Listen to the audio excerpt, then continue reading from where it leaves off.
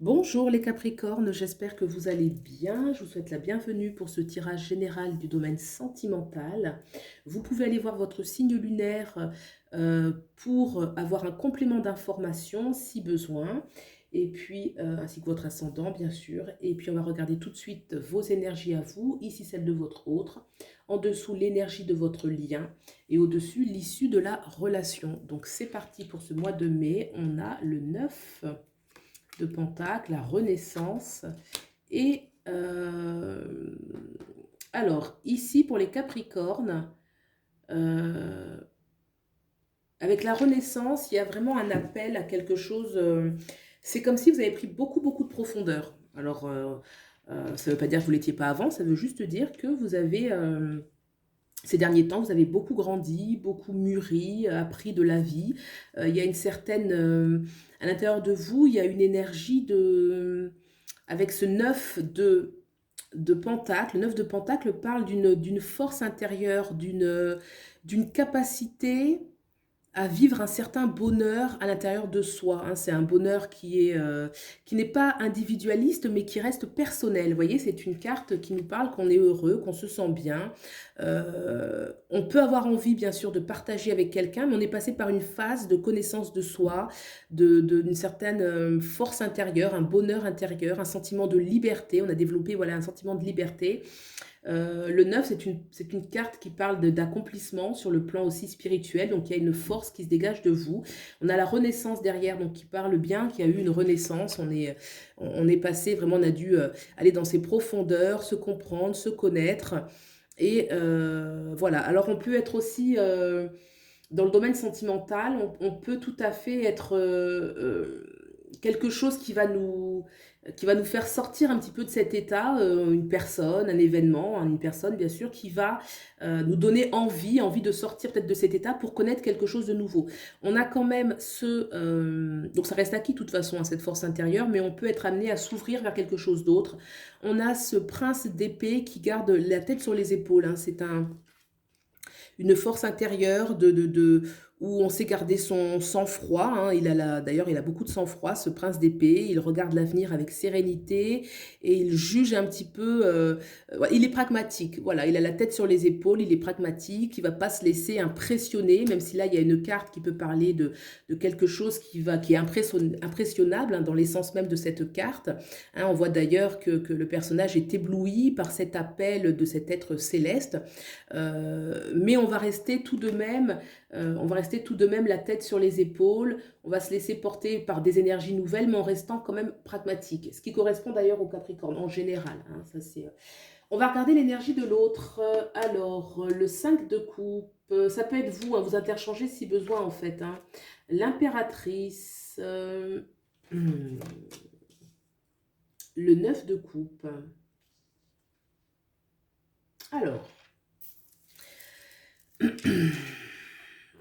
du côté de l'autre, je vois une personne qui a une grande capacité avec l'impératrice d'être séductrice, de séduire, d'être très charmante, de parler bien, d'avoir beaucoup de charisme, de charme. D'ailleurs, on voit le glyphe ici de la planète Vénus qui incarne l'amour. Donc là, l'impératrice, elle est très généreuse, très féminine. Très féminine, elle peut être aussi des fois séductrice. Vous voyez, le côté un peu séductrice. Et le fait qu'il y ait le 5 de coupe à côté, c'est comme si, bon, bah, euh, on est lassé de cette première étape. On aimerait bien passer à quelque chose de plus, hein. Ce 5 de coupe nous parle que, bon, il y a une sorte de... voilà, on est arrivé à la fin de quelque chose qui ne nous satisfait plus. D'ailleurs, il y a 3 coupes qui sont au sol. On est un peu ennuyé, on est replié sur soi.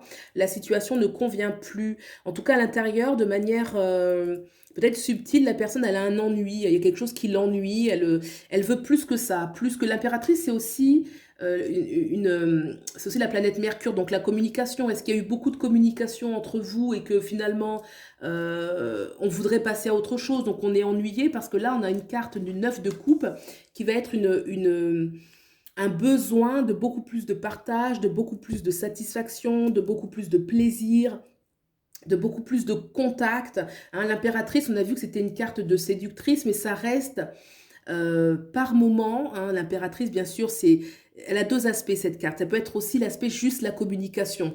Donc du coup, est-ce que là, c'était pas suffisant, hein? Là, en tout cas, il y a une énergie d'ennui, quoi qu'il arrive, même si il y a eu des très beaux moments avec l'impératrice, une grande capacité de séduction, mais on veut plus, on veut quelque chose qui est plus concret, plus de plaisir, le plaisir tout azimut, la satisfaction, le plaisir des sens, le plaisir du partage, de se sentir bien, les énergies circulent très bien, hein, c'est quand même très coupe, hein, de ce côté-là, très yin, c'est-à-dire très dans l'émotion, et avec une exigence, hein. Le 5 de coupe, finalement, c'est aussi une exigence, hein. On ne se satisfait pas de peu et on a justement cette carte, elle est encadrée de cartes qui sont très intenses sur le plan affectif, sentimental. L'impératrice, c'est vraiment Vénus, la vénusienne. Le 9 de coupe, l'exaltation des sentiments. Donc là, il y a une exigence, hein.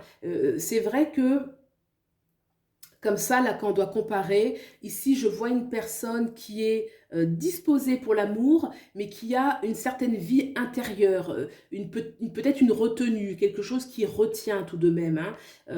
Et là, on a un élan d'amour qui est fort, hein. Il y a peut-être vous êtes deux personnes, donc forcément deux personnes différentes, ça va de soi. Mais là, il y a une intensité émotionnelle, une exigence. euh, qui peut soit de ce côté-là amener la personne, hein, si c'est agréable à vivre, pourquoi pas, mais à voir ensuite si cette personne ici, entre guillemets, ne sera pas étouffante pour cette personne qui est là, hein.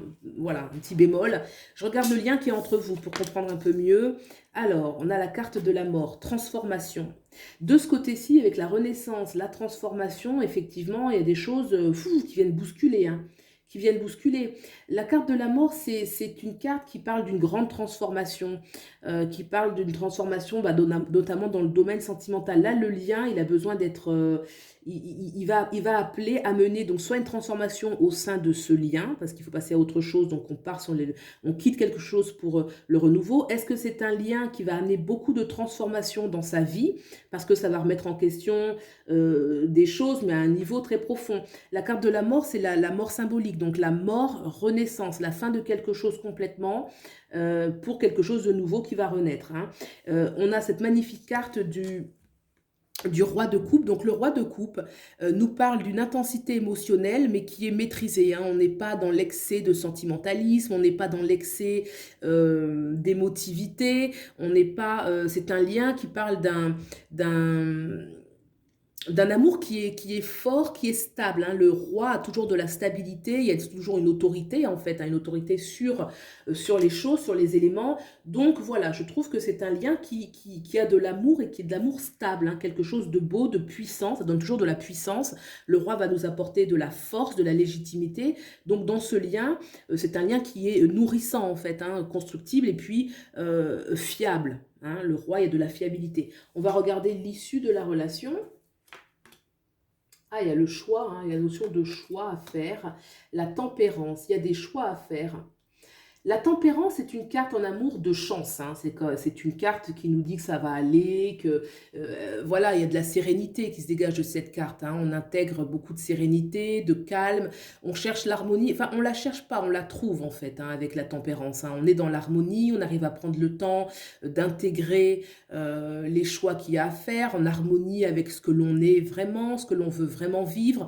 Donc c'est une belle énergie qui accompagne les relations sentimentales, la tempérance, hein. On va intégrer tout ce qui a besoin d'être intégré et s'harmoniser avec. On a le 7 de coupe qui est une invitation effectivement à faire un choix qui peut être décisif, hein. Le 7 de coupe, c'est un grand choix qui va changer ensuite la donne, qui va changer notre quotidien, le quotidien qui va changer...